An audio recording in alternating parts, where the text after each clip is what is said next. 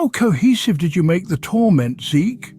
The golden glowing celestial angel spake in the most irreverent and sarcastic tone he could be bothered, vibrating through the acrid cloud of noxious gas that consisted of a mix of sarin, toluene, agents orange, blue and white, mustard, VX, free organic isocyanates, anthrax and various plagues and selectively weaponized viral agents and later suffocating and lung adhesive reactants. "Have I ever created anything that has proven less than flawless?" answered the Grand Marshal of the Temporal Protectorate to his friend that had asked and also insulted him with a perverse shortening of the holy name that his favourite Pixis, a name that meant pygmy pixies, a pet name Ezekiel applied to humans and referred to them as, had given him. "That attack on the plane breacher years ago proved not flawless," Uriel objected angrily, raising the visor on his primordial helm and glaring with an intensity that made Ezekiel shudder a little, despite his general outward demeanour that he displayed, which was an unpleasant mix of smugness, hubris, and all three forms of the Dunning-Kruger effect. "Flawless divine retribution is still a flawless outcome." Ooh. With that, the provost commander of the angelic forces in the known entirety and his second in command, Ezekiel, proceeded to fly towards the sweeping terrain and associated terror they had created to punish Skorpat and Mirana with. They had used the most shocking instances of Earth history and caused the Drod effect to draw in all of the relevant ruminating nightmares and rippling shocks through the minds of any and all of the victims of war. Interlaced with this knowledge that they had extracted from their time orbiting and sometimes visiting the war, plague and famine-stricken planet for amusement and to see how it was that beings who were smaller and less powerful were still more driven to destroy each other than they were as an order.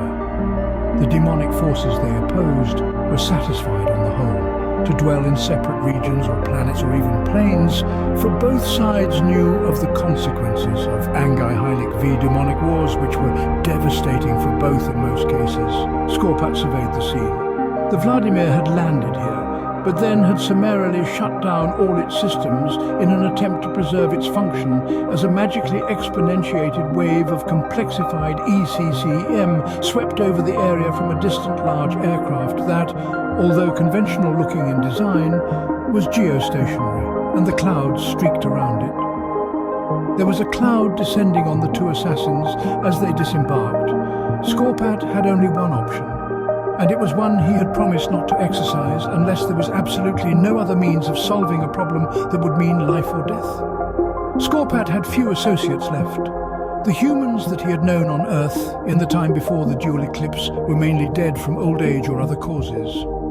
The dread space pirate Fryan Jimian that he has travelled with on many adventures had been executed by the joint meeting of Earth and Romulimus governments for many acts of murder and debauchery. One of his crew, however, remained an option of sorts. Kaison Rax Karabas was a warrior of that age. It became popular to have your mind scanned to give the individual the ability to then re-exist, either inside the matrix of a computer or in a robotic body.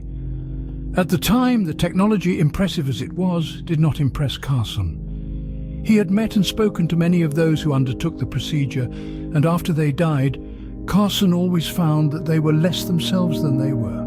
Something always shifted or was omitted, and he only agreed to a personal soul manifest drive when it was apparent that he would die much younger than he had anticipated, and had sworn to protect his comrades who used to serve aboard the Vengeance. His program could be triggered in extreme circumstances,